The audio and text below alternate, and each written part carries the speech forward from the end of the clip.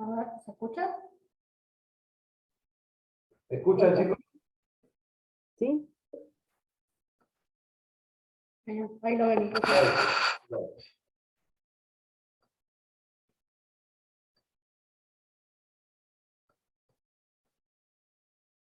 ¿Elisa y Diego pueden prender la cámara o no pueden?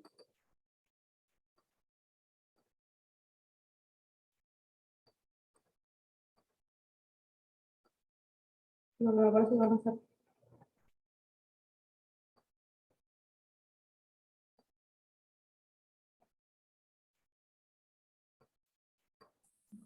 ¿Empezó ya, no?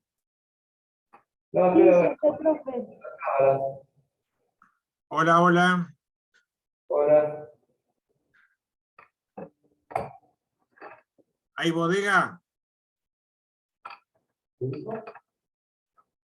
No lo escuché, Alberto. ¿Y hay cava? No lo entiendo. Pero bueno. Bueno, vamos a arrancar a ver si podemos avanzar en esto. Me dejaron solo acá.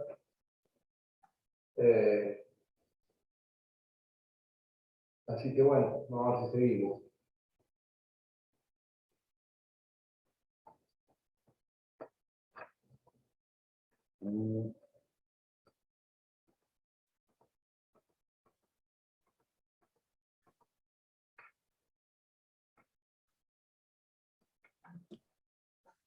Bueno, hoy vamos a hablar en definitiva sobre el juicio constitucional, ¿verdad? Y aquellas etapas necesarias del juicio constitucional, de acuerdo a, vuelvo a repetir, lo que ha definido la Corte Suprema de Justicia de la Nación como integrante de la garantía de acceso a la justicia o del derecho, pero en el principio de la garantía de acceso a la justicia, de la mano de las garantías que habitualmente son estructuradas por los tratados internacionales y que se han derivado también de nuestra normativa constitucional, básicamente del artículo 18 de la Constitución Nacional.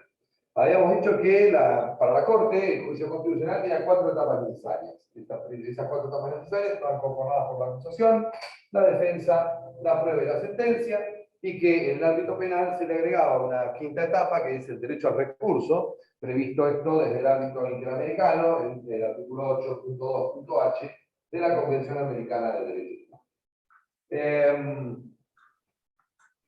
En lo que tiene que ver con esta garantía de acceso a la justicia, cuando hablamos de acusación también habíamos dicho que en paralelo cualquier, como la garantía de acceso a la justicia abarca la tutela de derechos de cualquier índole, entre ellos los derechos penales, obviamente la garantía del proceso penal, también lo es para cualquier otro tipo de proceso. Por tanto, cuando hablamos de acusación, hablamos de demanda, cuando hablamos de defensa, hablamos de contestación de la demanda, y cuando hablamos de prueba y de sentencia, estamos hablando de los mismos términos para cualquier otro proceso. En cuanto al aspecto de cada uno de esas partes del proceso, ¿no? Estamos hablando ahí de acusación, defensa, prueba y sentencia, se suele hacer un desagregado que tiene que ver con estas circunstancias particulares que se expresan como garantías específicas en relación con cada una de las etapas del proceso.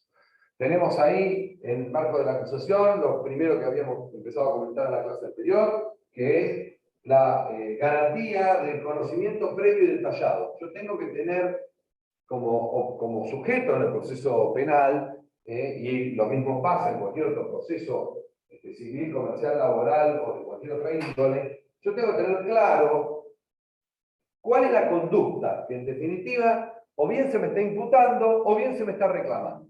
Bien, es decir, tengo que tener claro cuáles son los hechos. Y es más, lo tengo que tener claro porque desde el punto de vista penal, esto es una de las garantías que hace al objeto procesal. El objeto procesal está definido desde el inicio en un proceso penal, a partir justamente de esta imputación. La imputación juega en el tiempo de digamos, la etapa de investigación, hace las veces de la acusación en la etapa de juicio. ¿Bien? La imputación tiene que ver con la definición de aquel tramo de conducta que nosotros consideramos que infringe una norma penal y que en consecuencia de lo cual puede conllevar una sanción penal. ¿Bien? Eso es lo que va a buscar la acusación.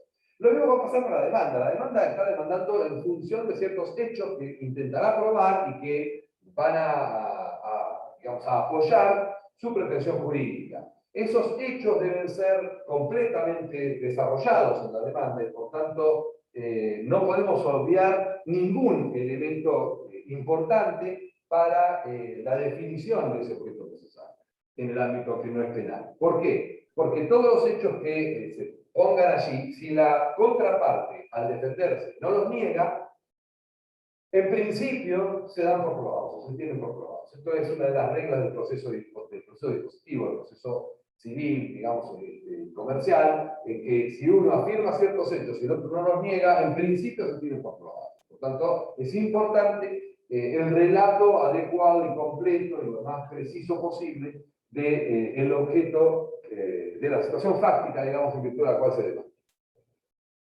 Esa imputación en el ámbito penal o esa demanda en el ámbito civil deben ser puestas en conocimiento de la contraparte con el tiempo a la alteración suficiente previo a cualquier necesidad de actuación de la contraparte. ¿Entiende? Y por eso se habla de conocimiento previo y detallado. Yo solo me puedo defender si conozco por adelantado qué es lo que se me pretende imputar, cuáles son los hechos que se pretenden, en los que se apoya la demanda para poder yo contestar. Bien, y esto, insisto, viene marcado por el artículo 8 de la Convención Americana de Derechos Humanos, pero es la base, digamos, de todo el procedimiento, de todo el juicio constitucional. Y la Corte lo deriva tanto de allí como del artículo 18 en cuanto se habla de la inviolabilidad de la defensa. Esta inviolabilidad de la defensa hace o tiene como punto de partida este conocimiento de la acusación. La segunda cuestión es el tema de la acción. No va a poder establecerse ninguna pretensión ni acusatoria ni de demanda si la acción no está vigente. Esto es, si el instrumento o el carril procesal para instrumentar mi pretensión no está viva. ¿Bien? Y por eso el problema de la extinción de la acción por el transcurso del tiempo, lo que habitualmente se llama prescripción liberatoria, frente a la prescripción adquisitiva, que sería la posibilidad de adquirir derechos sobre un bien o sobre un crédito en relación con el transcurso del tiempo, en esta otra situación de la prescripción liberatoria, siempre se trata de cuestiones de previo y especial pronunciamiento. Es decir, si la acción no está vigente, no se puede seguir adelante con el proceso, mucho menos con el proceso penal. Para los demás procesos que no son el penal, va a operar como una defensa, ¿sí? Es decir, la parte demandada lo primero que va a oponer es una excepción de extinción de la acción, ¿bien? Si la acción no está vigente. En nuestro caso, en el ámbito penal, aun cuando el imputado no sepa si está o no está vigente, el juez está obligado a evaluar esa vigencia de la acción. Por eso es una cuestión de previo y especial pronunciamiento que se debe plantear en cualquier ámbito y que, aun cuando las partes no lo traigan, por más que sea un proceso de partes, un proceso acusatorio, no puede obviar el juez ese dato de la realidad. Nemo iure sine actio. No hay juicio si no hay acción. ¿Se entiende? Esto es lo que tiene que ver con, vuelvo a repetirles, cualquier ámbito, penal o contencioso administrativo, laboral, civil, comercial, etc. Y específicamente para el ámbito penal, tenemos esta otra circunstancia como desagregado de garantía frente a la acusación, que es la prohibición de persecución penal múltiple. Nadie puede ser perseguido dos veces por el mismo hecho. ¿Sí? ¿Esto qué quiere decir o cómo se lo interpreta en general? Hay una identidad de objeto y una identidad de persona. Esto es, tiene que haber identidad entre el hecho que se imputa y la persona que se imputa. Esta prohibición de doble persecución tiene muchas circunstancias particulares que se dan en los casos, porque puede darse situaciones en las cuales ustedes lo ven a diario en las noticias, que por ahí se anulan procesos, es decir, se anulan juicios, ¿no? Nosotros damos otro día el ejemplo de este caso de Lucía Pérez, que se hizo la investigación, se hizo el juicio, pero al cabo del juicio, frente a un recurso, se anuló la sentencia. Y hay que hacer un nuevo juicio. Ahora, uno podría decir, a mí ya me persiguieron. Es más, me persiguieron y me absolvieron. Y entonces en mi derecho, en mi garantía se ingresó como una garantía más el hecho de poder contar con ese pronunciamiento para evitar una doble persecución. Pero no, esto no pasa así. ¿Por qué? Porque no hay firmeza de ese pronunciamiento. Justamente ha sido un recurso el que ha puesto en crisis esa decisión, y entonces, cuando esa decisión es anulada, lo que se da es una nueva, digamos, la vigencia permanente de la acción, y no hay doble persecución, sino que es la misma persecución, nada más que en una etapa procesal anterior en virtud de un recurso. Sí, Profesor, ¿le puedo hacer una pregunta con respecto al tiempo? Gabriela, le voy a pedir un favor. Sí. O más lejos del micrófono o más bajo, porque acá retumba un montón. Yo estoy solo acá y no escucho, se propone mucho, y no le escucho bien. A ver. No, era el caso de que denunció María Tobio, denuncia a su progenitor por abuso sexual y no le toman la denuncia por prescripción de la acción. Ahora, yo creía que en los delitos sexuales no existía esa prescripción, pero sí del tiempo. Sí, ahora lo que ha aparecido con este tema es una cuestión nueva. Yo la verdad tengo muy serias objeciones al tema. Y es que la Cámara entiende que aun cuando la acción no está vigente, vos tenés que hacer un juicio de la verdad, digamos, un juicio para averiguar qué pasó, aun cuando no hubiera consecuencias penales. Para mí esto está mal. A mí, ¿qué quieren que me diga? Se lo digo así, de una, a mí me parece que es abandonar el derecho penal liberal. No me interesa que no vaya a haber consecuencias. Yo no puedo usar los recursos del Estado para averiguar cosas como si fuera un investigador de biología, ¿no? El Estado y sus magistrados están para otra función, me parece a mí. Pero bueno, hoy la Cámara, la Sala 1, ha decretado esta idea de que, bueno, la acción no está vigente, pero no estando vigente la acción, igualmente hay que hacer el proceso para averiguar y satisfacer el derecho de la víctima a la verdad. Para mí tiene sus bemoles. Yo no diría que estoy muy de acuerdo con ese punto de vista, porque así no terminamos más. ¿Sí? ¿Es eso lo que me preguntabas, Gabriela? Sí, perfecto, era eso, gracias. Bien. Y obviamente también en el ámbito del resto de los derechos, lo que ustedes van a usar para esto de la prohibición de persecución penal múltiple, ya no va a tener que ver con lo penal, sino con el resto. ¿Qué puede pasar? ¿O cómo puede operar en el resto de los procesos? Y opera como la excepción de...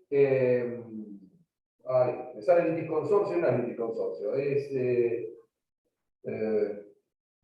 Bueno, ya me va a salir el nombre, pero digamos, lo que no puede haber es dos procesos por el mismo objeto y contra la misma persona pendientes en jurisdicciones diferentes. Hay que unificar o cerrar uno de los procesos para poder perseguir el otro. No puede darse ese doble proceso por el mismo hecho respecto a una misma persona tampoco.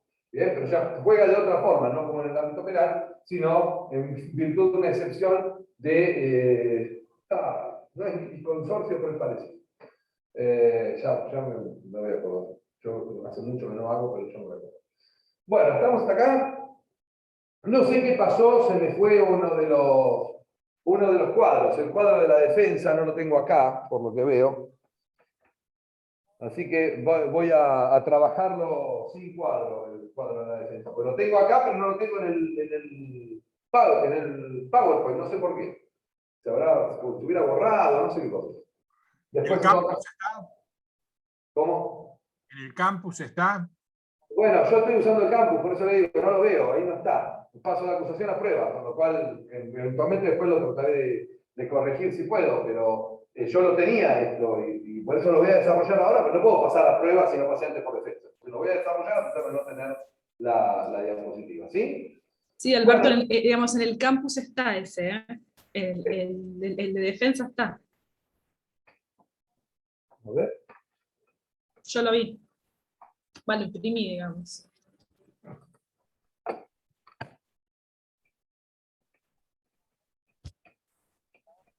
Bueno, yo acá no lo encuentro. A ver. Déjame ver una cosa.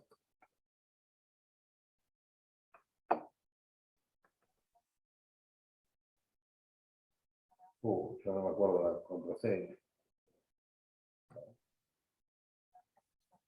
No, no me acuerdo la contraseña de memoria, no me acuerdo, chicos. No, bueno, no importa, no se hagan problema. Si está, entonces después lo verán, yo si no lo veré. No puedo entrar ahora al campus porque no, ¿dónde estoy? No, ya no me veo más. Espere. A ver. ¿Estoy conectado? Sí, la imagen no se ve de compartir pantalla, pero está conectado, ¿no? Estamos acá. Bueno, ahí sí. Ahora sí. Bueno, les decía, el segundo de las etapas del juicio constitucional es la defensa. Cuando hablamos de la defensa, hablamos justamente de esa garantía que la Constitución consagra como inviolable, de la defensa en juicio de la persona y de sus derechos. Este aspecto de la defensa, lo primero que requiere, que ustedes van a poder encontrar en el artículo 8 de la Constitución Americana, como un desagregado específico de la garantía de defensa, es la concesión de tiempo y medios idóneos para realizar esa defensa. Entonces, lo primero que el proceso penal tiene que garantizar al imputado es que tenga tiempo y medios idóneos para poder defenderse.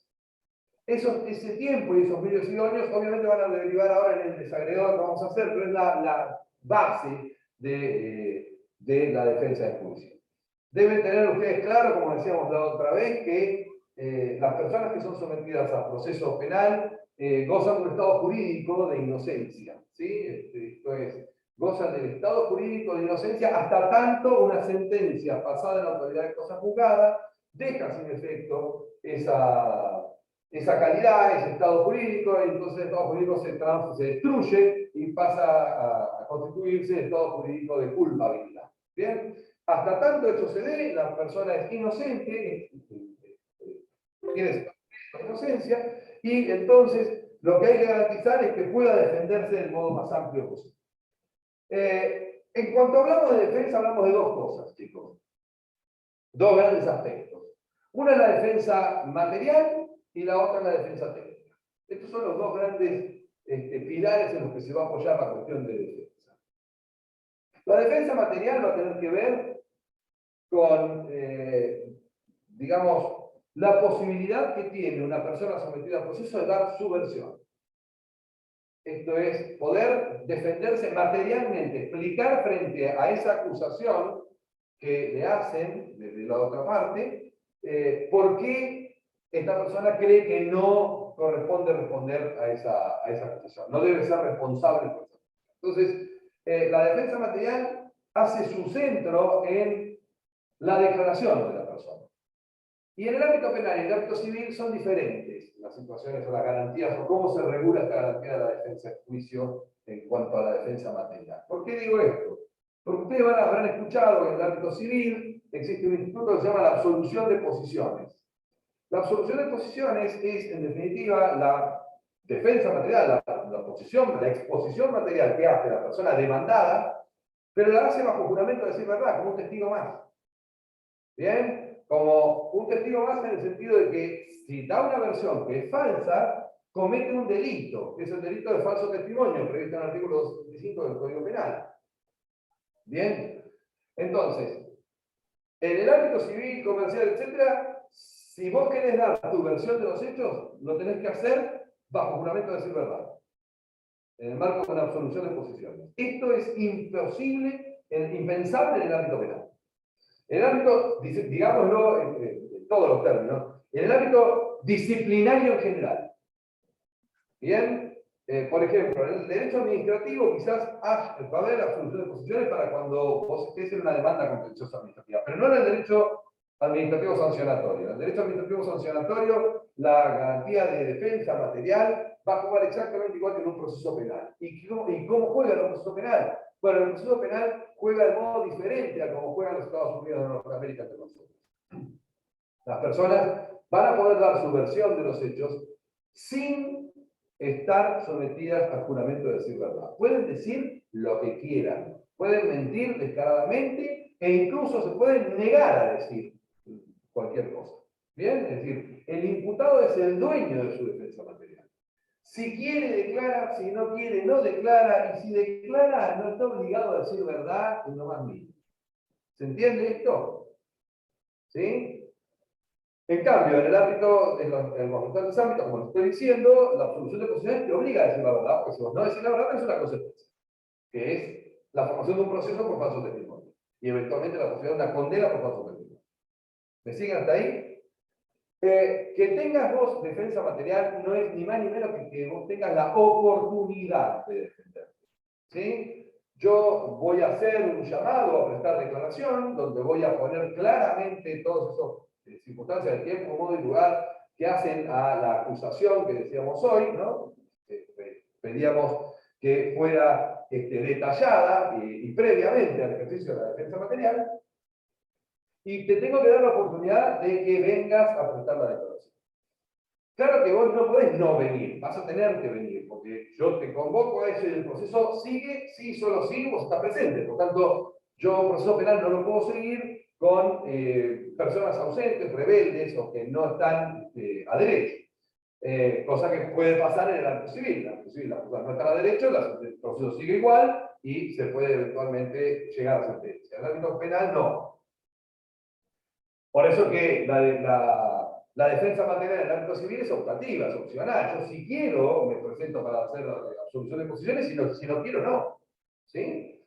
Mientras que en el ámbito penal necesariamente tiene que haber este acto de la declaración. ¿Qué es el acto de la declaración? Bueno, yo te convoco un día determinado para que vos vengas y en función de la acusación previa y detallada que yo te transmití y te hice conocer todos los elementos de convicción que yo tenía para acreditar eso que estoy diciendo, vos puedas venir y dar tu versión acerca de esos hechos. Bien, si vos no venís y yo te cité, te voy a citar bajo apercibimiento de ser conducido por la fuerza pública y eventualmente puedo hacer uso de la fuerza pública para hacerte comparecer al acto de la defensa material. Ahora, sentado ahí, obviamente se te van a informar no solamente los hechos, sino también tus garantías, tus derechos. Y en este caso, vos vas a decidir, previo asesoramiento técnico, y ahora vamos entonces después a la defensa técnica, previo asesoramiento técnico, vas a poder definir si declarás o te negás a declarar. Si te negás a declarar, ninguna consecuencia puede ser derivada de ese silencio. No es que porque te callaste, entonces yo doy por probado que el hecho que yo manifesté es cierto. A diferencia de lo que pasa en el proceso civil, que si yo no niego todas y cada una de las circunstancias alegadas en la demanda, se tiene por probado. ¿Se entiende? Acá no, acá yo me puedo negar a declarar y no se puede obtener ninguna consecuencia del silencio. Claro, ustedes me preguntan, ninguna consecuencia. Bueno, hay algunas consecuencias que normalmente se puede llegar a dar. Si yo tengo una coartada y no la doy de entrada, condiciona al Ministerio Público. ¿Por qué? Porque el Ministerio Público va a tener la obligación, vamos a ver después, en materia probatoria y creo que acá mismo, ¿no? No sé si acá, bueno, después. Pero va a tener la obligación, la actividad probatoria, tiene la obligación el Ministerio Público de evacuar todas y cada una de las citas que diga el imputado. Es decir, si el imputado dice, mire, yo el día que usted dice que estaba acá, no estaba acá, estaba en Buenos Aires. Y después de preguntarle a la compañía, pues yo saqué un boleto, el boleto no lo tengo. Pero cuando fue a sacar el boleto, me pidieron el documento. Entonces usted tiene que pedirle a la compañía de viajes para que le informe si yo viajé tal día, tal hora, no viajé. Y yo tengo que librar un oficio a la compañía para averiguar si el documento se anotó, no se anotó, si subió o no subió al colectivo el día que dice algo. ¿Me explico? Si yo eso me lo callo, está todo bien, tengo derecho a callármelo. Pero entonces paso a la etapa siguiente, supongamos, a dar el juicio, vienen los testigos, declaran todo, y claro, como yo puedo declarar esto en cualquier momento, me siento último en el juicio y digo, no, yo en realidad estaba, ¿y ahora cómo lo pruebo? Entonces, si bien no tiene ninguna consecuencia, lo cierto es que si vos tenés una coartada como la gente, deberías poder adelantarla lo antes posible, ¿sí? Y no callártela. Pasa en muchos tipos penales, no en todos, digamos, pasa en pocos, pero hay algunos tipos penales, por ejemplo, que se agravan o se disminuyen en función de ciertas circunstancias. Por ejemplo, la tenencia de armas o la aportación de armas, tanto de uso civil como de guerra, admiten una minorante que tiene que ver con que si las circunstancias personales del autor y las características del hecho permiten demostrar que no se tenía o no se portaba ese arma con fines ilícitos. Esto es, yo puedo demostrar que por una X circunstancia yo llevaba ese arma, por ejemplo, a arreglar al armero, no la estoy llevando para robar un comercio. Eso yo debería poder decirlo de entrada, o conviene más que yo lo diga de entrada. ¿Me explico? Que callarme la boca. Me conviene a mí decirle eventualmente al fiscal, mire, yo iba con este arma que tiene este desperfecto a arreglarla al armero tal. Y en medio del camino me agarraron por el arma. ¿Bien? Entonces, si no tengo los papeles, ya sé que no tengo los papeles, pero por lo menos no voy a ir a la pena más grave, voy a ir a la pena a minorar. ¿Se entiende esto? Entonces, si bien el derecho es a no declarar, uno no está obligado a declarar, lo primero que tenemos que decir es que ninguna consecuencia se deriva del silencio, pero que hay que trazar estrategias también como defensor técnico para saber si nos conviene o no nos conviene, en ese primer acto de defensa material, dar una versión de los hechos. ¿Sí? Esto ya va a tener que ver con la técnica que cada uno de defensa, que cada uno elija desde el punto de vista técnico. ¿Sí? La segunda alternativa, que es la de declarar, es una alternativa que en el ámbito de la República Argentina se hace sin juramento de decir verdad. Yo les decía, a diferencia de los Estados Unidos, ustedes vieron que normalmente en los juicios, que ustedes ven en las películas, en los juicios norteamericanos, cuando el imputado de un delito pasa a declarar, se le toma juramento. Y se le toma juramento con la consecuencia de que si miente en el juicio, comete el delito que ellos llaman de perjurio, que es el falso testimonio. Y se lo puede imputar por falso testimonio, como un delito aparte del delito por el que se lo está juzgando. ¿Sí? Entre nosotros eso no pasa.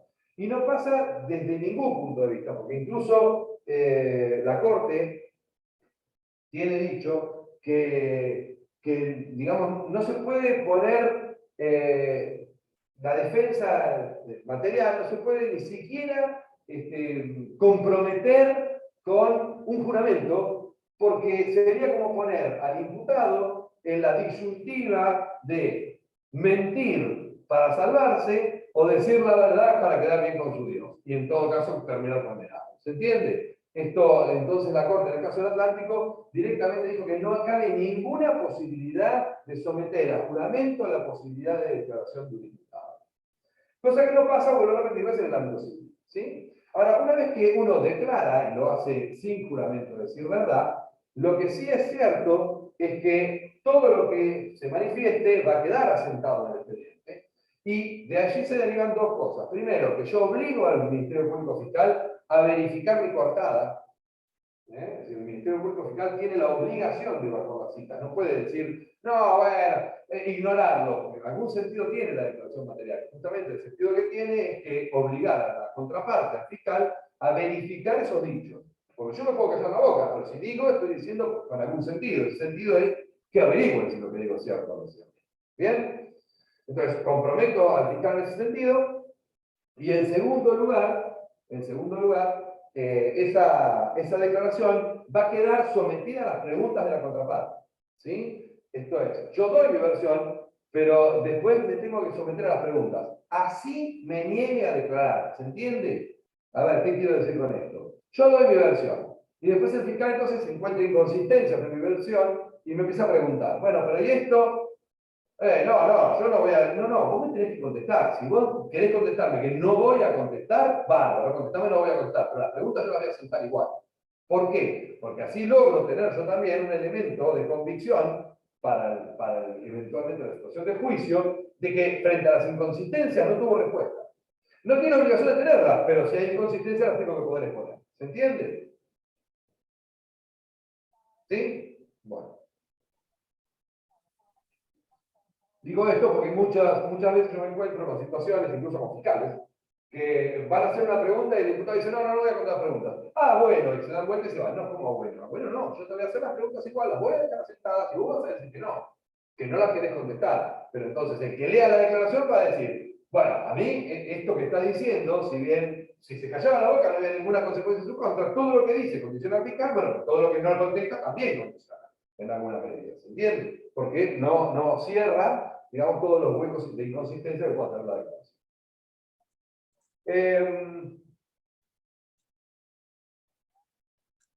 ¿Alguna pregunta sobre esto, sobre declaración, etcétera? ¿No? Bueno. El otro aspecto es el de la la defensa técnica. La defensa técnica es la que hace un profesional del derecho, un técnico. Por eso hablamos de defensa técnica. Las personas tienen que estar asistidas en cualquier proceso por un defensor técnico. ¿Bien? En cualquier proceso. En el proceso civil, comercial, laboral, y en los procesos sancionatorios, como podría ser el derecho penal o el derecho administrativo sancionador. Ese defensor técnico es un perito en derecho. ¿Sí? Y ese perito en derecho, lo primero que debe pasar es que yo tengo que tener el derecho de poder elegir. ¿Bien? Como imputado en un proceso penal, yo defino quién va a ser mi defensor. Ese es mi primer derecho. Elegir yo al defensor técnico. Pero claro, el defensor técnico, si lo elijo yo, lo pago yo. ¿Se entiende? Esto es, si yo elijo mi defensor, ese defensor trabaja de abogado y por tanto hay que pagarle sus honorarios. Puede darse el caso entonces de que yo no pueda pagar a un abogado. O no lo quiera hacer, no importa. En el ámbito penal no puede haber de ninguna manera un imputado que no tenga defensa técnica. ¿Bien? Tiene que haber defensa técnica. Por eso se habla de efectiva defensa técnica. Esa defensa técnica, si yo no la puedo proveer o no la quiero proveer, me la tiene que poder proveer el Estado. ¿Sí? También, artículo 8 de la Convención Americana de Derechos Humanos. El Estado tiene varios métodos para proveer defensa técnica. Uno de ellos podría ser sortear entre la nómina de abogados y asignarlo como si fuera el caso a cada abogado por un costo que paga el Estado, hacerse cargo del Estado de los honorarios de ese abogado, o puede crear un cuerpo específico de defensores técnicos. Y eso es lo que hace, por lo menos, la provincia de Buenos Aires y también el gobierno federal de la República Argentina. Hay una rama del Ministerio Público, que en el caso federal es el Ministerio Público de la Defensa, el artículo 120 de la Constitución Nacional, previsto, el órgano bicéfalo, el Ministerio Público Fiscal, el Ministerio Público de la Defensa. Ese Ministerio Público de la Defensa son defensores técnicos provistos por la ley, para ejercer o llevar adelante las pretensiones técnicas de defensa de una persona imputada en una causa penal. ¿Sí? En el ámbito civil esto es más difícil. Hay lo que se llama el consultorio jurídico gratuito para casos de extrema pobreza, de vulnerabilidad en acceso a la justicia, pero fuera de esos supuestos, el tema del abogado en general se selecciona por uno en un pacto determinado de cuota litis con el profesional y eventualmente también por la parte de la imposición de costas al perdedor. Bien, entonces yo llevo mi defensor técnico y si gano mi posición, mi pretensión, la contraparte debería pagar a mi abogado. Y viceversa. ¿Se entiende esto? Pero en el ámbito penal yo tengo un defensor técnico que me lo provee el Estado normalmente. O sea, mi primera alternativa es buscarlo, es designarlo yo. Si no quiero, no puedo, el Estado está obligado a proveer un defensor oficial. Ese defensor técnico o defensor oficial, más allá de que se pueda creer que no es así y que algunas veces se dé, digamos, se lo muestre, sobre todo ustedes que ven películas y esto, van a ver que en los Estados Unidos norteamericanos son bastante vapuleados los defensores técnicos oficiales, porque como que, bueno, no ganan lo necesario, lo suficiente, y entonces no son buenos defendiendo, no se dedican a la defensa como se dedica a un defensor particular. Acá es exactamente al revés, muchas veces, la mayoría de las veces, exactamente al revés. Ante la variedad y la cantidad de casos que tiene un defensor oficial, su formación es excelente. Por lo menos en el ámbito de la provincia de Buenos Aires, los defensores oficiales son muy buenos, y vuelvo a repetir, porque tienen tantos casos y de tanta variedad y de tantas aristas diferentes que están formados en una litigación muy, muy competente. Y entonces, ellos se organizan por turnos y cuando todos los delitos que se cometen en determinado día en el Departamento Judicial de Mar del Plata son atendidos por este defensor oficial. Salvo entonces que el imputado diga, yo quiero mi abogado particular. ¿Me siguen hasta acá? Ese defensor técnico está obligado en principio a seguir todas las indicaciones, digamos, de su cliente. Y a diferencia del defensor técnico particular, el oficial no puede rechazar un caso. En cambio, el defensor oficial, el defensor particular, puede rechazar todos los casos que quiera.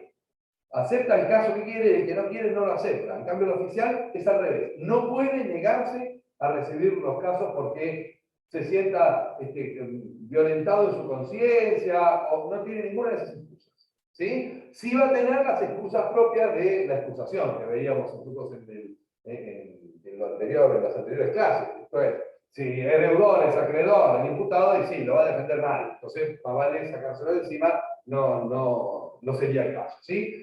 Lo mismo que puede darse con dos imputados que se inculpen entre sí. Uno le echa la culpa al otro, yo no puedo defender a los dos. ¿Entiende? O sea, ahí hay lo que se llama intereses encontrados entre los imputados. Y por ende yo tendré que seleccionar uno, que será el primero con el que me entrevisté, o el primero que hice declarar, y otro deberá hacerse cargo del otro.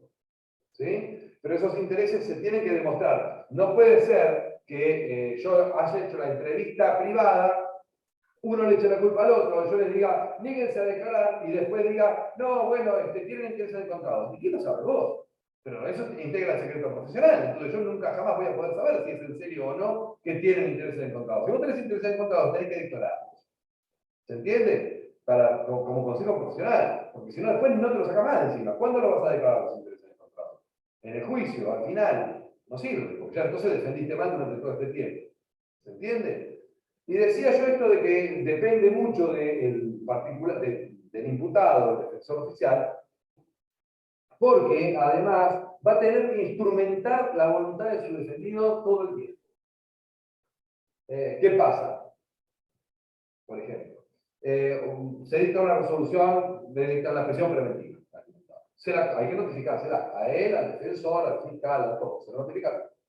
El defensor se evaluó y vio que, bueno, que en definitiva, por más que se opusiera o no, existe peligro procesal, peligro de entorpecimiento de la investigación. En definitiva, bueno, y el monto de pena es un monto de pena que supera los 3 años de prisión, bueno, y tiene antecedentes criminales de condena y es reincidente y bla, bla, bla, bla, bueno, entonces, miren, le van a dictar la prisión preventiva. Es muy difícil que yo tenga argumentos mágicos para hacer que me dicte la prisión preventiva. Pero lo que pasa normalmente es que el imputado no cree eso, cree que la magia existe, y entonces cuando le notifican la prisión preventiva pone apelo, que es lo que él sabe poner, qué sé yo, el firmo de conformidad, apelo. Cualquiera de esas indicaciones por parte del imputado obligan al defensor oficial a tener que hacer un recurso. Por eso yo les digo digamos, la creatividad que tiene que tener el defensor oficial, porque si vos no lo lográs convencer al imputado de que desista de este recurso, porque no tiene sentido hacerlo, te tenés que poner a escribir pavadas. Porque vos sabés que no hay fundamento para recurrir, pero él dijo apelo y vos tenés que materializar el deseo del cliente. El defensor particular, ¿qué hace? Renuncia. Es sencillo, por incompatibilidad con mi cliente, no entiende nada, no me entiende las razones, renuncio. Pero el defensor oficial no puede renunciar.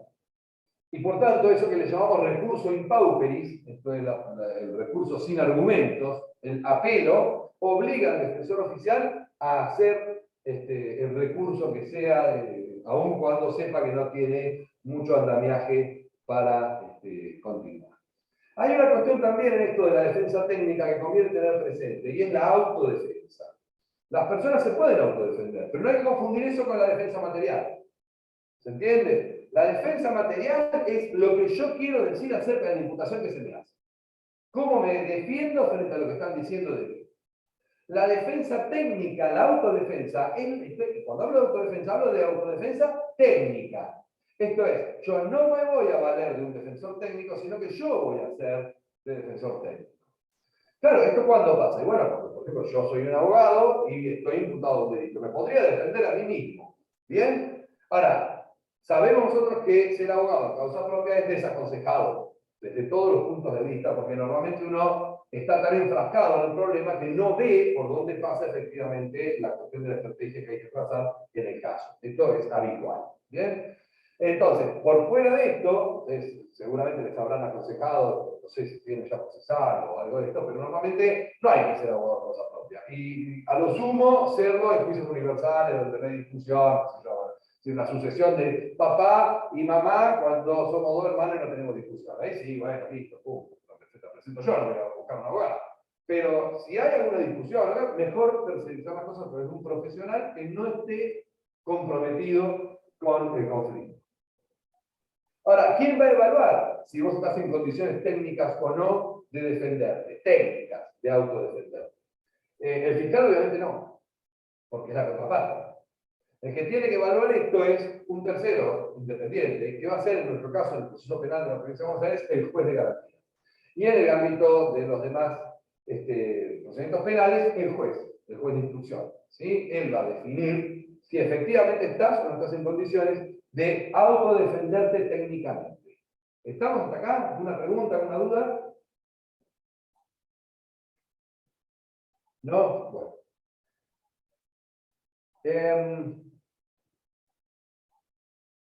Bien. La relación con el defensor debe ser una relación que se califica de libre y privada. Además de libre y privada, obviamente tiene que ser previa al acto de la defensa material. Siempre. Siempre yo tengo que tener mi entrevista previa y privada, libre y privada, con mi defensor técnico antes de decidir si voy a hacer defensa material o no, si voy a expresarme en mi defensa material o no, y a qué estrategia voy a trazar. ¿Sí? Y cuando digo libre y previa, estoy diciendo que al defensor técnico también hay que mostrarle absolutamente todo lo que hace a esa imputación. Esto es, hay que mostrarle cuál es el hecho con todas las características que vimos de la acusación, así como también cuáles son todas las constancias que se tienen para apoyar esa pretensión del Ministerio Público Fiscal. ¿Sí? Por ende, el defensor técnico, con todo eso a la vista, puede darle un consejo adecuado a su cliente. Y esto de que sea privada la entrevista es porque el defensor tiene garantía de secreto, de secreto profesional con su cliente. A punto tal que ni puede ser interferida sus comunicaciones con el cliente, ni puede ser allanado su domicilio, su estudio, si no es con intervención del colegio profesional al que pertenece, y no puede ser interceptadas sus comunicaciones con el imputado. Tiene que darse en un ámbito de absoluta privacidad y el defensor tiene obligación de guardar secreto. Si viola ese secreto profesional, puede exponerse a la comisión de un delito, la violación de secreto justamente, que si bien es un delito de instancia privada, siempre puede llevarse adelante en su contra. Bueno, y obviamente todo esto que estamos hablando de la defensa es a un solo fin, al fin de participar activamente en la fase probatoria. Esto es, yo estoy tratando de construir un caso contrario a la pretensión de la acusación. Ahora, para la construcción de ese caso, muchas veces yo voy a necesitar no solamente que el fiscal evacúe las citas de mi cliente, sino que voy a necesitar en muchas ocasiones traer elementos de prueba para mi cliente. Por ejemplo, yo no tengo por qué entender que el fiscal evalúe cuál es el ámbito social en el que se desarrolla mi cliente. Hago un informe social y listo. Contrato a un asistente social y pido, ofrezco como prueba un informe socioambiental, o un informe psiquiátrico, o psicológico.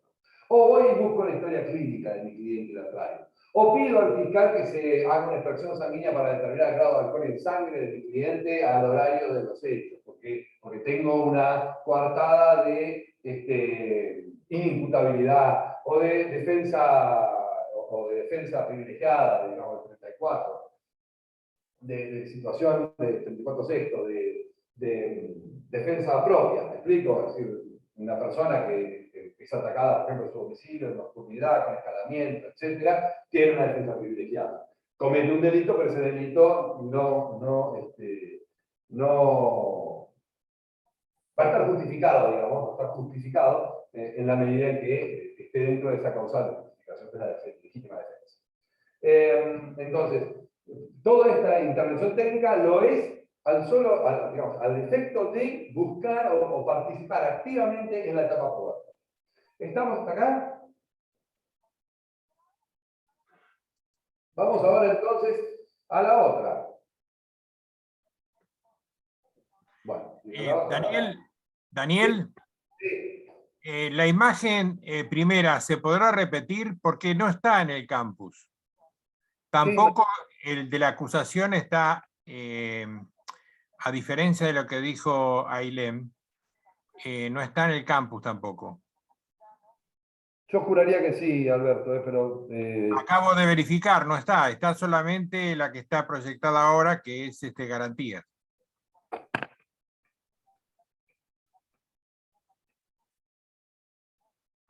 Pero la primera que se puso... Mira, ¿Lo ven? acá ahora se los mando. Sí, ahí está, eso es. Por eso, Sí, ahí se está viendo. yo estoy poniendo esto desde el campus, ¿eh? Bueno, a mí no me sale. Defensa, prueba, viene ahora. De otro campus. Capaz, no sé, yo después lo voy a verificar de vuelta en casa, pero acá no tengo muchas más posibilidades porque estoy en la facultad. Bueno, si están, no hay problema. Ahí se los mandé al grupo. Bueno, bien. Ahí está. Continuamos entonces. ¿Qué hora es? ¿No? ¿Venimos bien?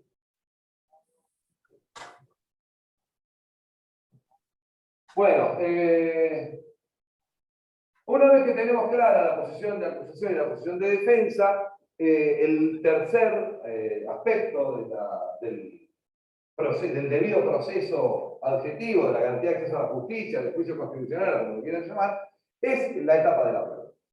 En la etapa de la prueba, nosotros vamos a ver que hay una serie de condicionamientos constitucionales en materia probatoria. El proceso no se construye de cualquier forma y sin ningún límite. Hay límites para la construcción de la prueba del proceso. Por eso nosotros, y ahí lo primero que ponemos, es que nosotros no podemos pretender que el proceso tenga por objeto la verdad real. A lo sumo, tiene por objeto la construcción de una verdad procesal, que es tratar de reconstruir sobre la base del método histórico del modo más claro posible aquello que aconteció, porque ya aconteció. Entonces yo ya no estoy en la etapa de la actualidad, estoy reconstruyendo un suceso, y ese suceso lo estoy reconstruyendo con condicionamientos constitucionales, porque no de cualquier modo puedo probar qué es lo que pasó, y entonces el objeto procesal va a condicionar el grado de verdad que yo puedo obtener. Entonces, normalmente lo que se toma por el objeto del proceso es la verdad procesal, que voy a tratar de construir. ¿Sí? A diferencia de la verdad real, que muchas veces no la voy a poder reconstruir. En este sentido, cada una de las partes tiene atribuciones propias en materia probatoria. Claro que si estamos en un proceso penal, el que más problemas va a tener siempre va a ser el Ministerio Público Fiscal. Porque él corre con lo que se llama con la carga de la prueba. Él tiene que probar todas y cada una de las afirmaciones que hace. Si él dice que tal día, tal hora, en tal lugar sucedió esto, deberá probar todo eso que está diciendo, que pasó tal día, tal hora, en tal lugar y bajo estas condiciones. Si él dice que el rol de participación que le imputa al imputado es el de autor, el de coautor, el de instigador, el de partícipe necesario, el de partícipe secundario, deberá probarlo él. ¿Sí? El defensor no tiene que probar nada. En principio no tiene que probar nada. Yo soy convencido de que lo que sí va a tener que probar es, digamos, son las situaciones de justificación, una causal de justificación. Si yo me defiendo legítimamente, hay un elemento, digamos, subjetivo, interno, que yo no tengo que traer al proceso. Yo no puedo decir, me defendí, pero no lo digo. ¿Cómo no lo digo? Tengo que poder manifestar que me defendí en estos términos, bajo estas circunstancias, y después entonces probarlo, viendo que están todas las condiciones dadas para que se aplique la causal de justificación. ¿Sí? Pero fuera de eso, en principio, el fiscal tiene que probar todos y cada uno de los extremos. Insisto, la materialidad, todos y cada uno de los extremos de la materialidad. Si yo digo que portaba consigo un arma cargada y en perfecto estado de funcionamiento, yo tengo que probar que el arma estaba cargada y que está en perfecto estado de funcionamiento en el momento del secuestro. Eso lo hago a través de una pericia balística. donde yo, uno al menos de los cartuchos que se secuestraron con el arma, lo voy a tener que disparar para ver si el arma funciona o no funciona. ¿Se entiende? Si yo digo que ese arma la llevaba en la cintura, bueno, tendré que hacer el secuestro en presencia de un testigo que, ajeno a la repartición policial, pueda manifestar que el arma se encontraba oculta en la cintura, bajo el coche, cuando levantaron así, tenía el arma acá. Bueno, me explico, todos los extremos de la materialidad los tengo que probar. Que murió a causa de un shock hipovolémico, bueno, tendré que hacer una autopsia y demostrar cuál fue la causa de la muerte, que no hubo una concausa, que esto, que lo otro. Todo lo que es la carga de prueba en el ámbito penal corresponde o está puesta en cabeza del Ministerio Público Fiscal. ¿Sí? Porque es él el que tiene la carga de destruir el estado jurídico de inocencia de la contraparte. Entonces, prueba la materialidad. También tiene que probar la participación. Que este sujeto era el que participó, que lo hizo en tal rol, que era autor, instigador o partícipe, lo que fuera. Lo tengo que demostrar. También voy a tener que demostrar que no hay eximentes de responsabilidad, por ejemplo. ¿Bien? Que la persona no estaba bajo los efectos de un coma alcohólico y que entonces no podía comprender la criminalidad del acto ni dirigir las acciones en consecuencia de esa comprensión. También lo voy a tener que demostrar yo, porque si yo no logro demostrar eso, se cae en una situación de inculpabilidad. ¿Se entiende? También voy a tener que demostrar si hay agravantes. Si hay algún agravante que a mí me permita en la escala penal ir desde el mínimo hasta el máximo, digamos, alejarme del mínimo. Eso yo les dije a ustedes, por ejemplo, que se trata de una de las situaciones más arbitrarias que existen en el ámbito del derecho. Cuando uno pone mínimos y máximos en las penas, uno nunca sabe cómo contar. Esta es la realidad. Hay dos grandes técnicas, uno que dicen hay que arrancar del mínimo y empezar a sumar desde el mínimo agravantes como para poder alejarse del mínimo, y otros que dicen no, si hay un mínimo y hay un máximo, lo que hay que hacer es sumarlos, dividir, y desde ahí, si tengo muchos atenuantes bajos, si tengo muchos agravantes subo. Normalmente esto no es el método habitual de aplicación, por lo menos en delitos menores, ¿sí? Sino más bien el primero. Y por eso se evalúa Perdón, entonces sí. sería la prueba, la participación, la capacidad y los agravantes. Esos 4 extremos. No, todos los extremos de la acusación. Esto es materialidad, participación, responsabilidad o culpabilidad, atenuantes y agravantes. Todo. Vos tenés que probar todo eso. Si vos no lográs probar, por ejemplo, que es reincidente, no le vas a poder pedir la declaración de reincidencia. Tenés que demostrar que ha cumplido total o parcialmente una pena de prisión efectiva anterior. Si vos no lo lograste probar, no me vengas a decir, no, él cometió un delito, pero bueno, por eso es reincidente. ¿Cuándo? ¿Dónde? ¿Cómo lo cometió? Claro. ¿Entiendes? Entonces, la materialidad, la participación, los atenuantes, los agravantes y la capacidad también. La capacidad de culpabilidad. Ah, está bien. Eso. Y todo eso es la carga de la prueba. Claro, en el ámbito penal. Ok. En el ámbito civil, comercial, lo que fuera, ¿estamos ahí, Ayelen? ¿Sí? Bueno. En el ámbito civil, comercial, etcétera, yo tengo la carga de todo lo que leo, de probar todo lo que leo. ¿Bien? Por eso es tan importante la descripción de los hechos que motivan mi reclamo. Yo tengo que describirlo con una precisión tal, porque tengo después que probar todo esto, y si el otro no me los niega, ya en principio se tiene por probado. Por eso es importantísimo la descripción de los extremos fácticos en la demanda, y es importantísimo cuando yo me defiendo negar todos y cada uno de los extremos. Después veo si lo puedo probar o no lo puedo probar. Pero negarlo, porque si yo no lo niego, entonces se dan por reconocido. ¿Sí? Si yo no lo negué, es porque se reconoce.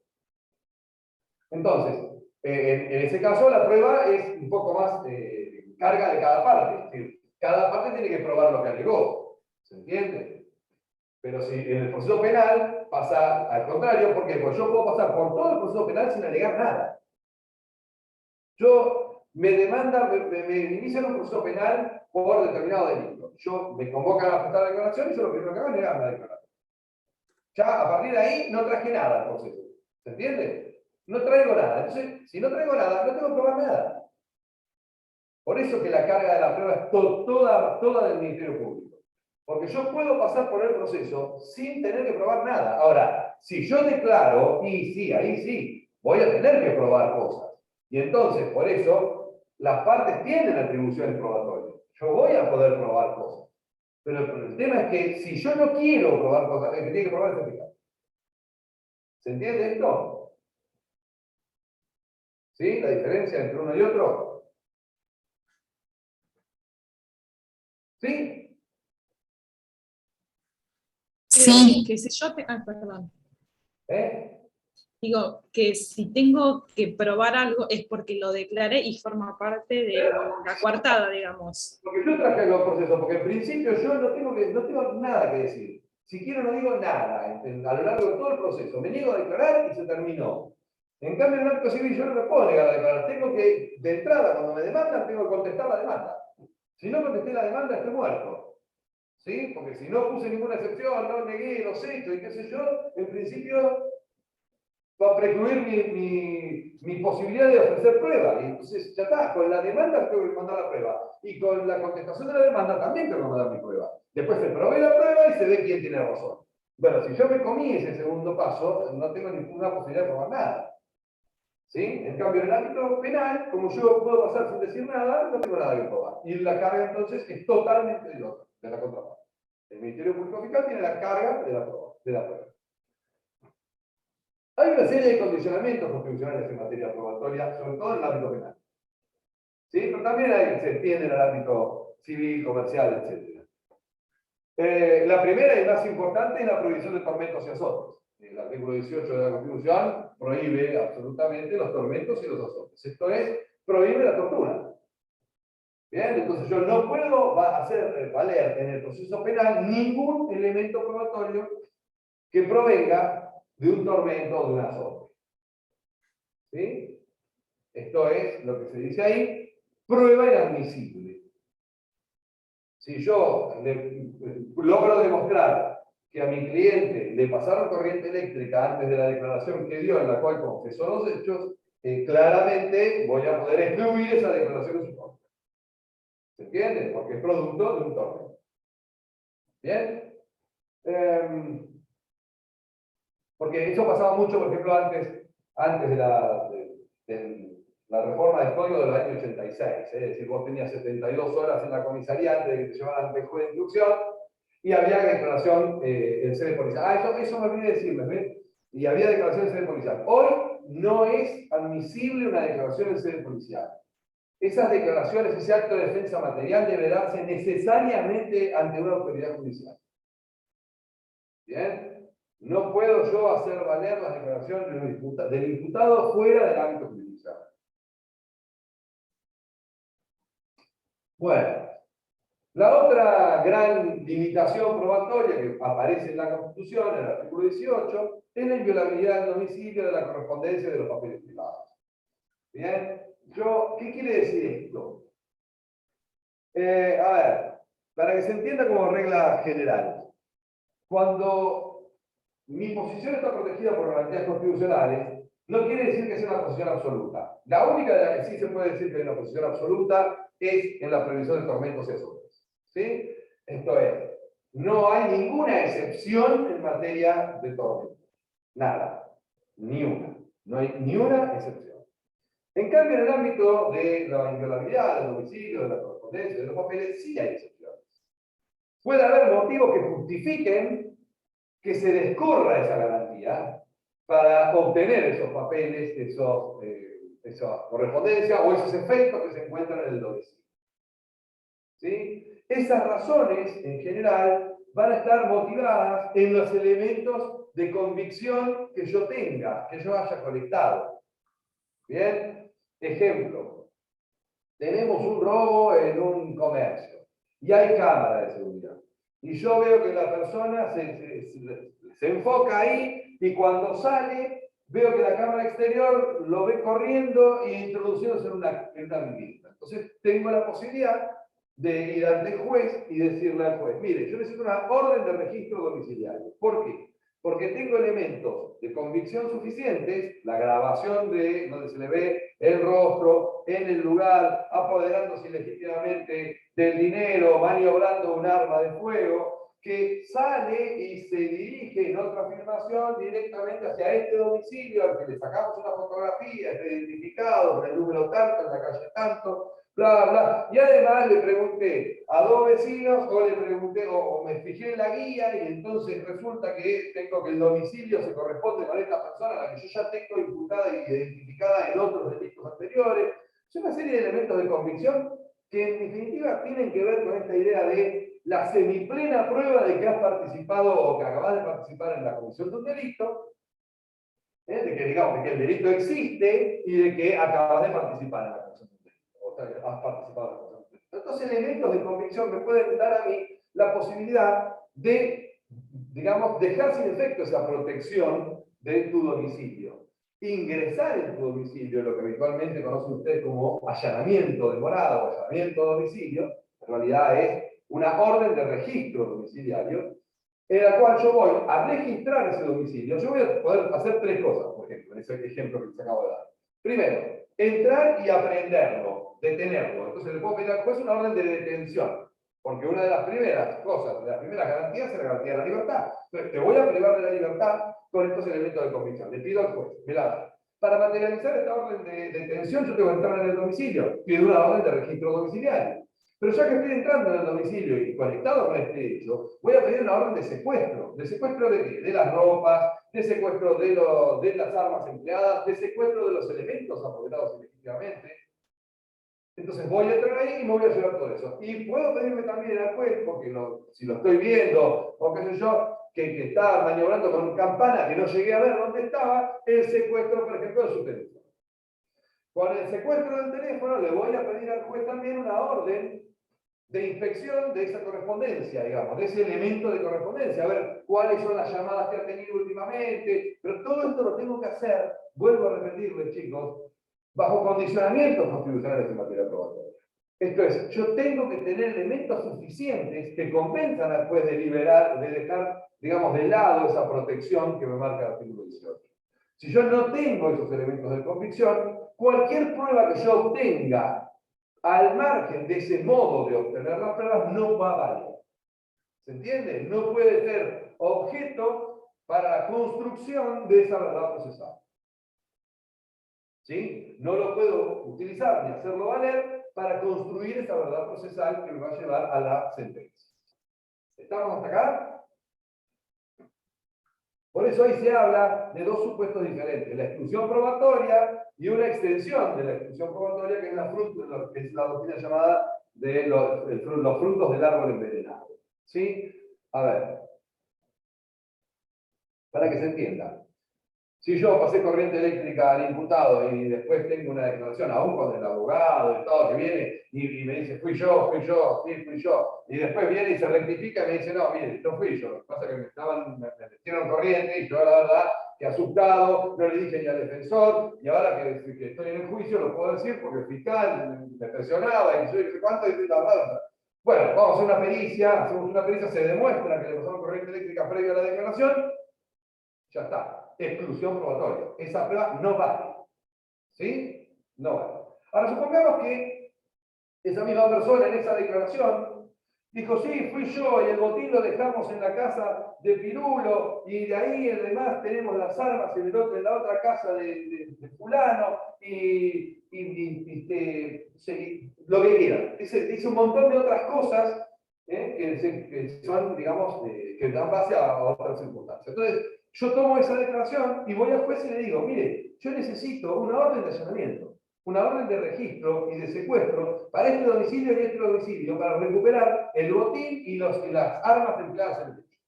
El juez me expide la orden, yo voy con la orden, me presento con el testigo, rompo la puerta, entro, encuentro todo, secuestro, vengo y digo, bueno, acá está. Yo fui con una orden judicial y me hice con las armas y el botín. ¿Eso vale? Bueno, no vale. ¿Por qué no vale? Porque es fruto de un árbol envenenado. Es el fruto venenoso de un árbol envenenado. Porque el origen de toda esa información es la declaración obtenida ilegalmente. ¿Se entiende esto? ¿Sí? la información bien obtenida por una orden judicial, con respecto a todas las garantías, qué sé yo, está basada en un elemento probatorio inadmisible. ¿Sí? Entonces, yo lo que sí tengo que tener en claro, hay una excepción a esto, tengo que tener en claro que la única excepción a la invalidación completa de los elementos probatorios que tienen por origen una prueba, una exclusión probatoria, es que yo tenga un cauce alternativo de investigación. Si yo para llegar a esa misma información, a ver si me entiendo, yo tengo la confesión extorcada, que me lleva a pedir los señalamientos de estos domicilios, pero además, supongamos, este sujeto tenía un cómplice que en la huida muere. Y yo entonces, cuando muere, le secuestro, entre las prendas, su documento. Documento que me dice que vive en este domicilio. ¿Me siguen hasta acá? Yo tengo un elemento probatorio distinto de la confesión extorcada que me lleva al mismo domicilio. Y es el secuestro en poder de uno de las personas que está probado que ha participado y que ha muerto incluso en la escena del crimen, el documento que me da base a mí a decir que vive en ese domicilio. Voy, le pido al juez la orden de registro domiciliario de secuestro, encuentro todas esas cosas y ahí ya no puedo conectarlo con la confesión extorcada.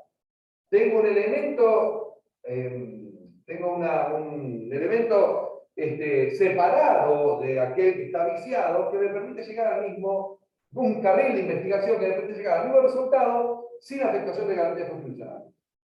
¿Se entiende esto? Bien. ¿Alguna pregunta en torno a esto de prueba?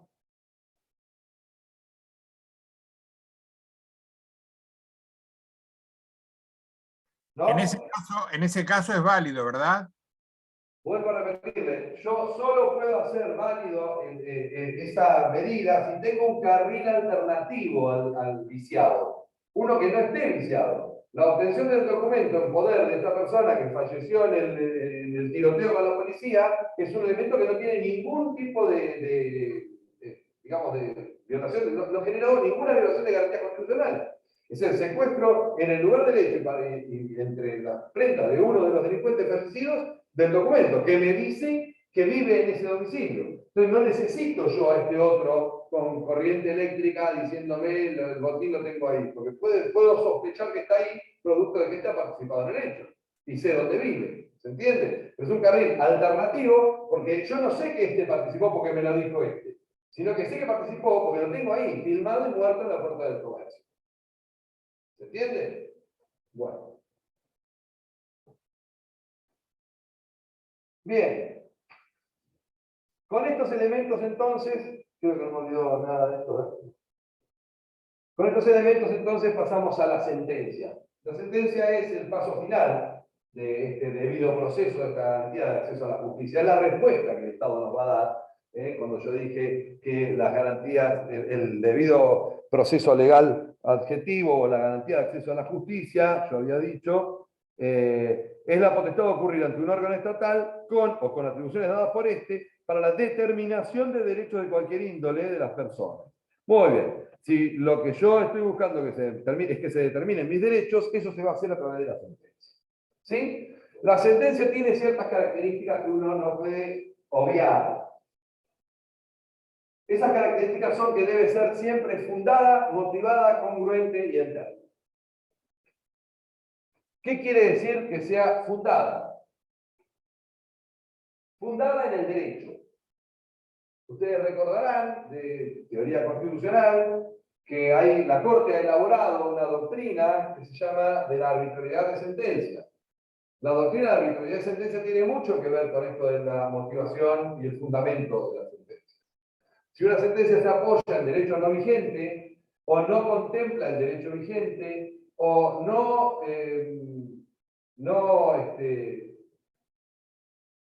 o aplica derecho no vigente, por ejemplo, estamos hablando de una sentencia arbitraria. ¿Sí? Entonces, que esté fundada en derecho es fundamental. ¿Sí? En segundo lugar, tiene que estar motivada. ¿Y qué significa que sea motivada? Que esté motivada en toda la actividad probatoria que vimos antes. Que se apoye en las constancias en las constancias de la causa. Por eso ustedes recordarán que el concepto básico elaborado por la Corte de sentencia arbitraria es la sentencia que no es la derivación razonada del derecho vigente con sujeción a las constancias de la causa. ¿A mí me estaba llamando Gabriela? No. Bueno. Entonces, una sentencia arbitraria la Corte la define así, la que no es derivación razonada del derecho vigente con sujeción a las constancias del expediente. Entonces, es fundada en el derecho y motivada en las pruebas producidas en el expediente. No por fuera del expediente, no en los dichos de, no, en todo lo que está en el expediente. Lo que no está en el expediente no puede fundar ni motivar una sentencia. ¿Estamos hasta acá? La tercera característica es que tiene que ser congruente. ¿Qué quiere decir que sea congruente? Que no vaya más allá ni más acá de lo que piden las partes.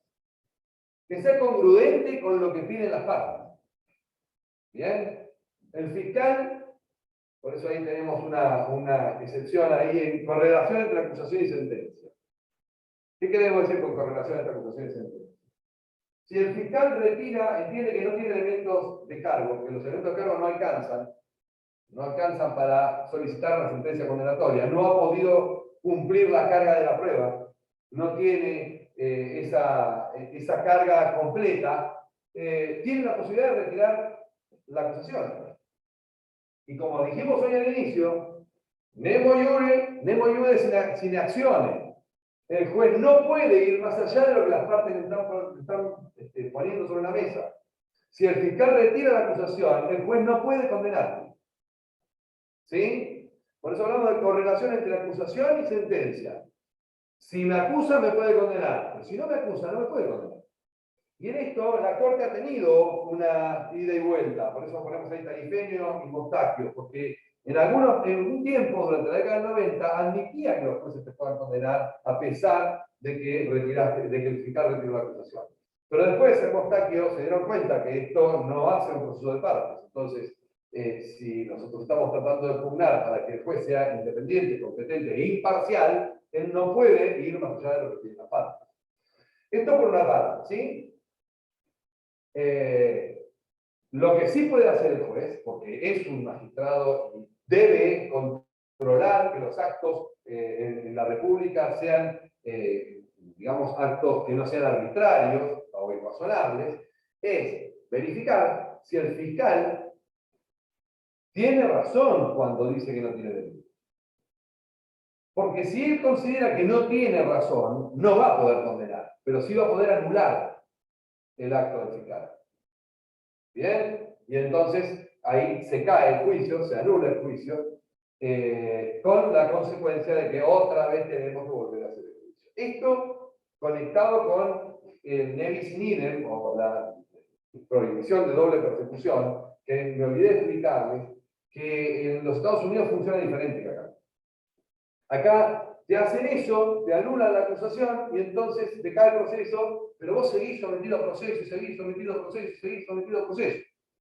En los Estados Unidos, si la nulidad del proceso se debe a que el Estado actuó mal, se terminó. No te pueden volver a perseguir por el mismo hecho. ¿Se entiende? Si es producto, no ya les digo de hacer incurrir en el error del juez, una estafa procesal, no, ocultar pruebas, no. Si es producto de la mala actuación del fiscal. Si el fiscal retiró una acusación que no debía haber retirado, listo, lo siento, la retiró. Yo lo sancionaré al fiscal, lo removerán, hacer lo que quieran, pero al imputado no le tiene ninguna consecuencia. Para el imputado no tiene ninguna consecuencia, porque ya fue juzgado y no se lo pudo condenar. Punto. ¿Se entiende? Entre nosotros no funciona así. Decía, el otro aspecto de la correlación entre acusación y sentencia tiene que ver con que no me puede, para decirlo en términos poco vulgares, no se puede cambiar las reglas del juego digamos, dejo de decir esto porque voy a ir que Alberto levantó la mano. Sí, dale, Alberto. Sí, la pregunta es, en el caso nuestro, ¿cuál es el motivo de la continuidad? Que la acción está viva. La acción está ¿Perdón? viva. Que la acción está viva y que el fiscal lo que hizo fue un acto irrazonable. Pero si yo sustituyo a ese fiscal por otro fiscal que actúe razonablemente, el juicio puede seguir. Ese sería el objeto. Porque yo no llegué a vos ni a absolverte ni a condenarte. Entonces no es que tenés una decisión que cerró tu proceso. Simplemente lo anulé. Y como lo anulé, no lo cerré. No absolví ni condené. Y acá para que pueda ejercerse la garantía de prohibición de doble persecución, tiene que haber un cierre. Sobreseimiento o absolución o condena, no importa, pero en cualquier caso no te pueden perseguir una vez que se cerró el proceso. ¿Sí? ¿Y el defensor puede pedir el cierre de la causa en ese caso? Como el defensor puede pedir lo que quiera, pero ya sabemos que la interpretación que tiene la Corte Suprema de Justicia de esta garantía es que mientras no esté cerrado el proceso vos no tenés garantía de nevis. Es pedir por pedir, me explico, porque ya sabés que los criterios de la Corte son que no. Que si se anuló el proceso por una cuestión de una mala actuación del fiscal, no significa que el proceso muera, el proceso sigue. Bueno, decía, el otro aspecto de la congruencia tiene que ver con que no me cambien las reglas del juego, en realidad no me cambien el objeto procesal. Como yo le decía el otro día, si yo tengo una persona que, me pasó a mí el otro día, hay un sujeto que lo ve la policía, que viene caminando con un bolso, le ponen sirena, qué sé yo, el tipo se descarta el bolso en un container y la policía lo demora. Lo demora y va y ve qué es lo que tiró el container. Y ve que tiene un bolso, lo abren, ven que adentro hay unas herramientas de auto, un clic, que no sé qué, y las tarjetas verdes de un auto. Entonces hace una recorrida en la manzana y a la vuelta nomás ven el auto. Empiezan a tocar timbre del portero, qué sé yo, sale el dueño del auto. Sí, es mi auto, mira, yo lo dejé cerrado, mira, tenía todas estas cosas acá en el baúl, acá está forzada la cosa, bueno, perfecto. Vienen y lo procesan, se lo llevan a la persona, por el proceso de flagrancia. Entonces, lo llevan y la primera imputación que le hacen es de robo. Por proximidad con el lugar del hecho, por proximidad temporal-espacial, estaba cerca, estaba ahí. Encima parece ser que los operadores del 911 le dicen, sí, vimos, tenemos la filmación del domo tal, que lo vemos ahí sacando las cosas. Bueno, se viene, hasta que pidamos las cámaras, que va a llevar un ratito, te tengo que hacer el acto de imputación y te tengo que sentar a ver si querés declarar o no para que ejerzas tu defensa material. Claro, cuando le hacen el llamado, se lo hacen se apoderó ilegítimamente de bienes total o parcialmente ajenos que se encontraban en el interior del vehículo. Robo. ¿Bien? Robo. Claro, cuando viene la cámara, no se ve nada de lo que dice la cámara que se veía. El domo está apuntando por cualquier lado, no se ve, esto está todo despixelado, no se ve nada que realmente conecte a este hombre con el robo. Pero hay una figura secante, que es el encubrimiento, que es quien recibe cosas que o sabe o debía sospechar que son total o parcialmente ajenas y procedentes de un delito. Y sin que se pueda determinar que ha participado recientemente del delito. Ese delito es el encubrimiento. Entonces, si yo tengo situaciones como esta, lo que yo tengo que hacer como fiscal es hacer una imputación alternativa y decirle, mire, primero, el primer objeto procesal va a ser que usted se robó esto de la. Ahora, el subsidio, si yo no puedo probar esto, le voy a imputar que usted recibió las cosas robadas, a sabiendas de que eran robadas. Ahí tenemos la propiedad de otro, etc. ¿Bien? Ahora, si yo no hago esto y solamente le imputo del robo, y llego al juicio y en el juicio no pude establecer su participación en el robo porque la Cámara, me doy cuenta ahí, que no tiene ninguna certeza acerca de que esa es la persona que estaba robándose las cosas, y no tengo la imputación alternativa de encubrimiento, se va sobreseído o absuelto y no lo puedo volver a perseguir por el encubrimiento, porque la identidad, digamos, práctica es la misma, aunque sea otro hecho delictivo, otro encuadre normativo. Pero lo cierto es que ese día, esa hora, en ese lugar, él hizo algo. Bueno, no lo hizo. Y listo, ya a partir de ahí no puedo decir, no, pero entonces hizo otra cosa. No. O lo digo al principio o ya después no lo puedo decir. Y eso es lo que hablamos el otro aspecto de correlación entre acusación y sentencia. Si yo voy con un solo hecho y no con el otro, la sentencia tiene que responder por el hecho por el que fui yo. No puede decir, bueno, no, pero esto es encubrimiento, lo podemos encuadrar por acá. No puede encuadrar por acá. Porque a mí me imputaron desde el día 1, y por eso pusimos en acusación como una de las condiciones de la acusación el hecho de el conocimiento previo y detallado del hecho que se me imputa, porque eso es motivo de que me defiendo. Si vos no me imputaste el encubrimiento, yo nunca me defendí por encubrimiento. Si no me pude defender por encubrimiento, entonces no puedo ser condenado por él. Sí hay situaciones en el medio que puede pasar, porque puede pasar en el juicio oral, que por ejemplo salte un agravante de la calificación, que en vez de robar ejerciendo fuerza en las cosas, sino lo hiciste con la llave verdadera sustraída al dueño antes, o encontrada antes. Bien, es un agravante de calificación. Si eso salta en el juicio, yo sí lo puedo agregar. Puedo decir, bueno, mire, voy a ampliar la acusación. ¿Por qué? Porque hay una agravante de la figura básica. No te cambio el hecho. Te agravo de la figura básica. ¿Sí? ¿Puede haber algún cambio de calificación? Puede haber, pero normalmente vas a perder. Si vos querés cambiar el hecho, si el hecho es diverso, digamos, ya es un problema. Eso se lo dejo para el proceso penal porque no vamos a complicarlo ahora con eso. Pero se entiende entonces esto de la correlación, ¿no? Correlación entre acusación y sentencia. Yo no puedo decidir cosas que las partes no me trajeron a decir. ¿Bien? Porque estaría o bien haciendo la sentencia ultra petita o minus petita. O resuelvo menos de lo que me pidieron o resuelvo más de lo que me pidieron. En cualquier caso, otra vez, sentencia arbitraria. ¿Sí? Y el último término es el de sentencia en término. Y esto nos lleva a la duración razonable del proceso, que no hay que confundir con la libertad del proceso. La Corte ha dicho en dos precedentes, que son Marsei y Mossati, que la acción penal, si bien tiene un límite previsto en el Código Penal en cuanto a la vigencia de la acción, esa vigencia de la acción yo la puedo ir sosteniendo en el tiempo. ¿Sí? O sea, la extinción de la acción por el transcurso del tiempo se da en los hechos de pena divisible cuando se termine, digamos, con el máximo de la pena. Con el máximo de la pena. Ahora, ese máximo de la pena nunca va a exceder de 12 años ni ser inferior a 2 años. Si tengo un delito que tiene un máximo de 1 año, tendré que esperar 2 para que se extinga, no 1. ¿Bien? Pero si tengo más, puede ser que a los 12 años de vigencia de la acción se me extinga. ¿Por qué? Porque se supone que el proceso tiene que tener una duración razonable. ¿Bien? Que yo no puedo estar expuesto a la posible pérdida del estado jurídico de inocencia por un plazo irrazonable. Y esto no tiene un margen, no tiene un 2 años, vieron que hablan cuando no vamos a confundir eso porque no nos vamos a ver todo el proceso. Pero el proceso tiene que tener un término razonable. Que no está fijo, no es que el código dice 2 años de proceso y se terminó. No. Dependerá de la complejidad de la causa, de la cantidad de partes que tenga, es decir, hay un montón de factores que pueden influir en que un proceso no termine rápidamente. ¿Sí? Ahora, lo que sí tiene que verse es cuánto tiempo insume. A ver, para poner un ejemplo clarito, Carlos no terminó muerto, pero no condenado.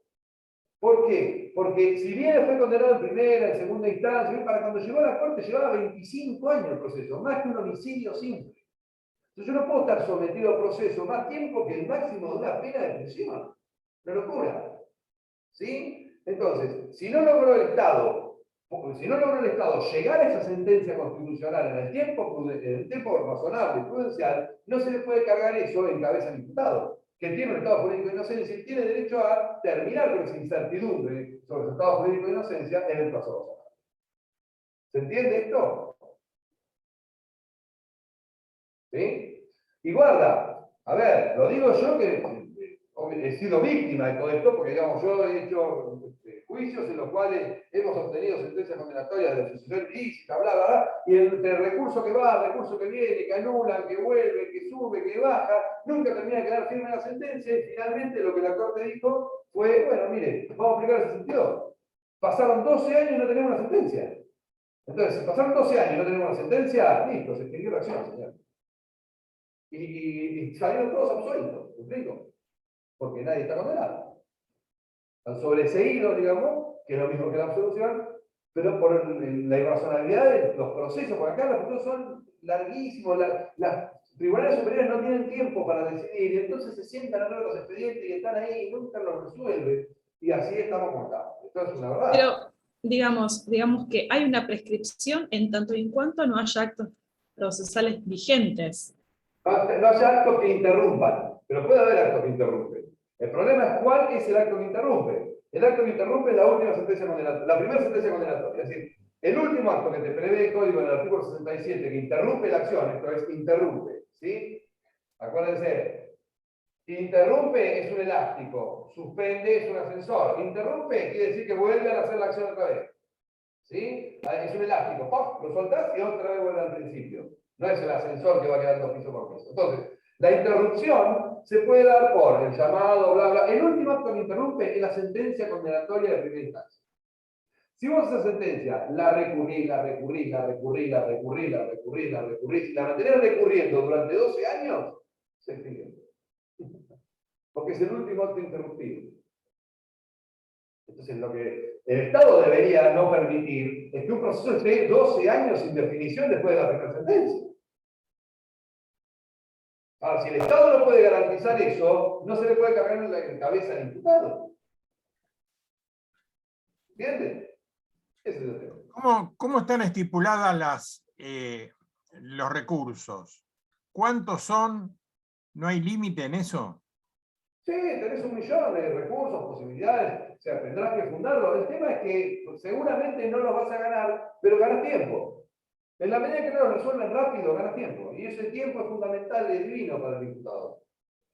Porque mientras estás en prisión preventiva, no te olvides nunca de eso, por ejemplo. Por eso yo conecto eso con la libertad durante el proceso. Porque mientras tanto, vos estás en prisión preventiva, por ejemplo. Y entonces, si el plazo se extiende mucho, te da para decir, pero perdón, escúchame una cosa. Peligro de fuga, todo lo que ustedes quieran. Pero ¿cuánto tiempo van a necesitar para resolver esto? Pero entonces, si van a necesitar mucho más tiempo, a mí déjenme en libertad, porque yo soy inocente. ¿Se entiende? Entonces, yo puedo entender que usted quiere asegurarse de que va a poder aplicar la sentencia. Bárbaro, ¿cuánto? 1, 2 años. Bueno, me lo prorroga por 1 año más, 3 años. ¿Cuántos años quiere que yo esté en prisión preventiva? Siendo inocente. Por eso que está muy conectado eso a la libertad durante el proceso. ¿Sí? Cierro con esto, chicos, que ya son las 8 y yo ya me tengo que ir. Lo que hay que llamar, lo otro que agregamos ahí en la sentencia es el derecho al recurso. ¿Sí? Ahí hablamos de Casal. Y esto es lo que elonga los procesos penales. El derecho al recurso. ¿Por qué? Porque vos tenías diseñado un sistema de recursos que era, mire, yo te hago el juicio oral, público, con inmediación, para que los jueces lo vean, con publicidad, todo bárbaro. Para que entonces se decida, ni siquiera te pongo íntima convicción, sino convicción sincera, razonada, con lo cual tenés que expresar las razones por las cuales vos te convenciste de que el delito existió, que sos el autor, bla, bla, bla, bla. Vale. Y contra eso te doy un recurso de casación. ¿Qué es un recurso de casación? Normalmente. Te creo un tribunal de casación y contra la sentencia de primera instancia del tribunal oral solo tenés recurso de casación. ¿Qué es una casación? La casación la inventaron los franceses para uniformar la interpretación y aplicación del derecho. Los franceses le tienen odio, miedo, terror, pánico a los jueces. Pánico. No quieren que hagan nada, no comparten de ninguna manera la filosofía norteamericana del juez poder de Estado. No, el juez para los franceses es la boca de la ley. Tiene que decir lo que el pueblo a través de sus representantes dijo en la ley, punto. No pueden declarar la inconstitucionalidad de la ley, nada, yo tengo que decir la ley. Entonces, lo que sí es útil, que interpreten unificadamente la ley. Por eso el recurso de casación tiene ese objetivo principal originario, que solo puedo recurrir en cuestiones de derecho, no de hecho y prueba. Entonces, cuando crearon este sistema, la casación y qué sé yo, los recursos eran recursos de derecho. Pero la Corte se dio cuenta que el 8.2.h no se satisface con un recurso de derecho. Se satisface con un recurso en el que vos puedas discutir razonablemente los hechos y el derecho.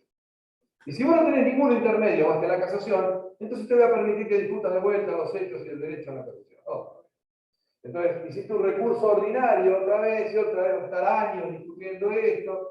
Y bueno, pero está así, ¿se entiende? La Corte entendió que en función del sistema interamericano de derechos humanos, el recurso no podía estar limitado a la cuestión estrictamente jurídica. Y entonces habilitó un recurso más amplio, que es el recurso de casación, pero de casación sobre hechos y derechos. ¿Sí? Bueno, nada, esto de la cosa jugada híbrida de la reparación lo dejamos virtualmente para que lo vean después, no es algo sobre lo que vamos a trabajar mucho nosotros, pero lo que sí quiero separar es todo el recurso perdón, de la reparación frente al error judicial, y la cosa jugada híbrida lo quiero separar de la responsabilidad por prisión preventiva. Es decir, la prisión preventiva no genera responsabilidad judicial si al cabo de un proceso te absuelve. ¿Está? Es decir, vos estuviste en prisión preventiva, se llega a la sentencia definitiva y la sentencia definitiva te absuelve. Entonces, ¿cómo estuve yo preso? Voy a reclamar por el tiempo que me privaron de la libertad. Lo siento, no es reclamable, no es un error judicial. ¿Por qué no es un error judicial? Porque vos no estás preso como adelanto de pena, vos estás preso porque es una medida de seguridad judicial. Lo que buscamos es que no te profugues, que permita la aplicación de la ley sustantiva al proceso. Y yo no la puedo aplicar ni para bien ni para mal si vos no estás. Entonces, yo te tuve acá y apliqué la ley absolviéndote. Punto. Pero no tengo derecho a reclamo, no hay error judicial cuando una absolución, digamos, sigue a una detención preventiva. ¿Sí? ¿Estamos acá, chicos? Bueno, cierro. Porque ustedes están en su casa, yo estoy acá. Estamos. Ha sido interesante verlo de perfil, profesor. Sí, gordo me veo de perfil. Chao. No, viendo una pantalla que parece que estará hablando solo. Estoy solo, ¿no ves que estoy solo? Estoy solo. Desastre. Bueno, no les doy más pelota. Bueno, chao. Chao.